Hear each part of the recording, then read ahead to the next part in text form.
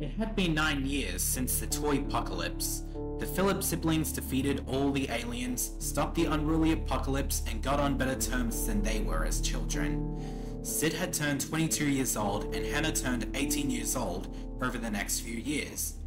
Even though they had no parents to supervise them, nor take care of the house, the Phillips siblings learnt to live independently. Hannah learned to cook, and Sid grew an interest in throwing out the garbage. 5:15 p.m.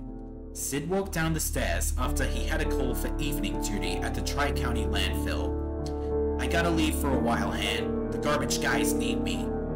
"Okay, Sid," Hannah called back. "Take care." The garbage truck pulled up, and Sid hopped onto the back for a ride. 7:30 p.m. Sid had already emptied out some garbage onto the conveyor belt, left to be shredded and incinerated. He looked around for more garbage bins to empty out, but there were none in sight. "I wonder where they've taken the rest," he thought. He walked down the road to talk with one of his co-workers about the missing bins. As he was about to reach the door knob, his cell phone buzzed, startling him. Sid gasped in startlement hearing the instant buzz, but he answered the call anyway. Hannah was calling him. "Hello?" Sid asked. "Sid, I baked a nice chocolate cake you might like for dessert when you get home." "I just wanted to make sure you were alright," Hannah concerned.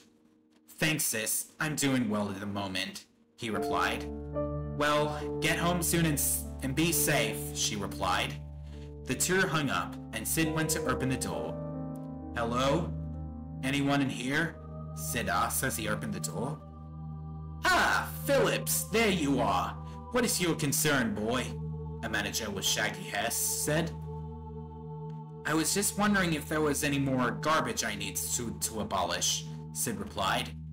"Ah, yeah, about that. A few trash cans have gone missing for 3 hours. There are 2 possible reasons. A, they were stolen, or B, another company decided to borrow them for a while. But A, if it's reason number 2, I hope they return with them sometime soon," the manager replied. Sid's eyes widened with both worry and confusion. Yeah, they'll return with them soon, I bet." "Well, talk to you later, Sid. Thanks for your question," the co-worker said and chuckled. Sid awkwardly chuckled back and exited the office. He went back to look at the landfill and watched the machines clear off the landfill. As he watched the machines doing the job, Sid began to think back to his troubled childhood. He thought of the toys he broke, destroyed, mutilated, and pulled apart. He then thought back to the abuse his father took out on him. He had padlocks on his door for this reason. Even though Mr. Phillips was abrasive and vile towards Sid and Scud, he favored Hannah over them. This led to Sid becoming a punk, taking out his frustration by destroying toys and bullying his own youngest sister. Did I damage my own mental health by destroying those toys? Because of the way my dad hurt me? He thought. He shed a tear and pulled off his hat and held it to his chest.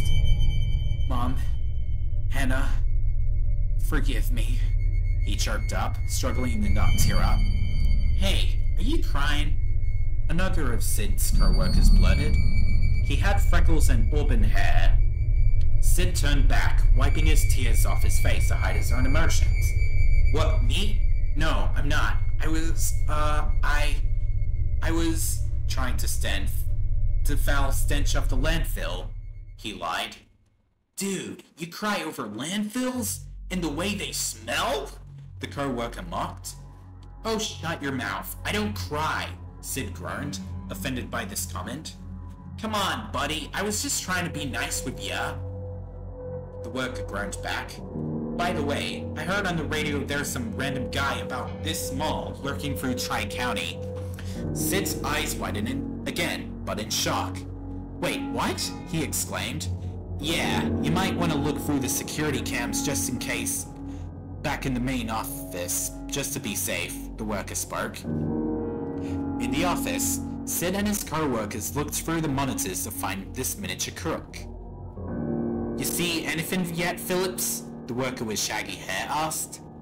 I don't know. I don't see any small man, Sid replied.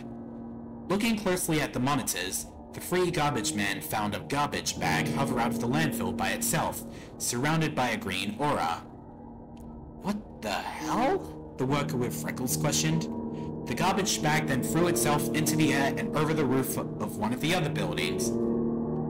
Did you see that? That bag just moved by itself! The shaggy-haired worker exclaimed in shock and confusion. We've got to do something about this and see what's the issue, Sid thought to himself. He then walked towards the office door to solve the case, alerting his other workers. Where are you going, Phil? Come back! You'll get yourself killed! The freckled worker called. Sid marched towards the landfill. He was worried at first, but he built up the bravery to drop into it. Show yourself, whoever's in here, Sid called angrily. I'm not afraid of you, and I won't run away from you. At this moment, another garbage bag was thrown against the back of Sid's head. He felt this and grabbed a nearby smashed glass bottle. I've got this bottle, and I ain't afraid to use it, he snarled. More garbage bags began to move around the landfill by themselves, surrounded by multiple more green auras. I don't like the sound of this. I don't know who the hell you are, but show yourself already, damn it! Sid snarled again, before changing the tone of his voice to yell loudly. At that moment, something began to rustle through a pile of garbage before a knife was possessed by a green aura to cut a hole through it. Then, a familiar figure stepped out from it. That figure was no other than Woody, his former victim who turned into an attempted murderer. Woody was missing his arms and belt, his boots were slightly burnt, along with his hair, and the fabric for his clothes had a slight char to it. Woody? Sid gasped. That's right, Phillips. I'm back. The toys are back in town. Woody snickered evilly. But how did you... I blew you up with buzz, Sid argued. Oh, let's not start asking questions, shall we? I'd rather it be a secret, Woody spoke, smiling sinisterly.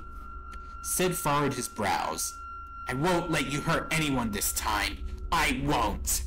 Oh, really? What are you gonna do about it, Phillips? Woody asked again, still holding that sinister smile of his. With this, Sid spoke, holding the broken glass bottle, threatening to hit the resurrected cowboy doll with. You wouldn't do that, Woody threatened. He began to march slowly towards Sid, as if he was going to murder him. Sid stepped back 5 steps before he threw the glass bottle at Woody, knocking him out as countless pieces shattered all over the landfill. Stay down, you bastard!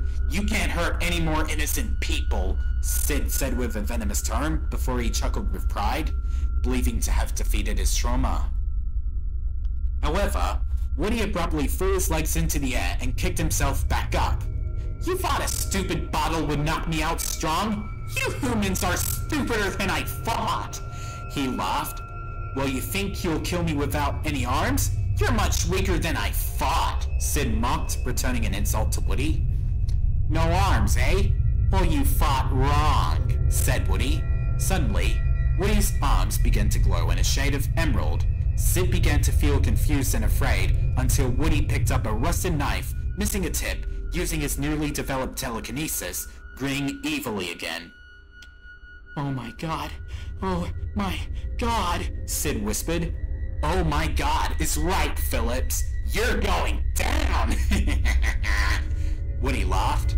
At that point, Woody used his telekinesis to spear the knife towards Sid, before the latter evaded the sharp blade, making the cowboy doll miss his target.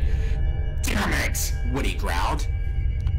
Phillips! Get out of here now! Called the shaggy-haired worker, getting Sid's attention. Sid turned back and complied, running towards the fence.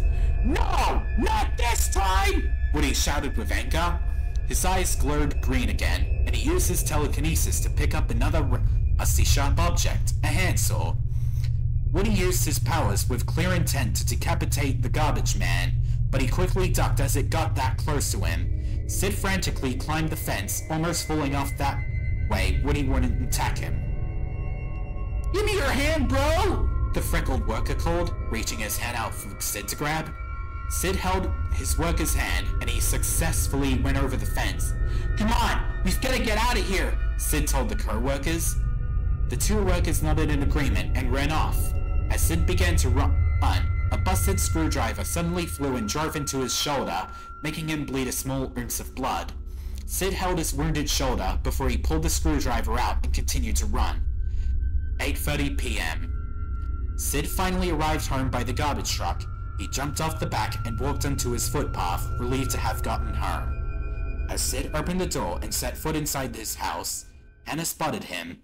She then noticed her older brother's wounded shoulder before softly embracing him, tearing up. "What happened to you tonight?" she asked tearfully. Sid didn't want to upset her more, but he had to tell her what happened. They're back," he answered.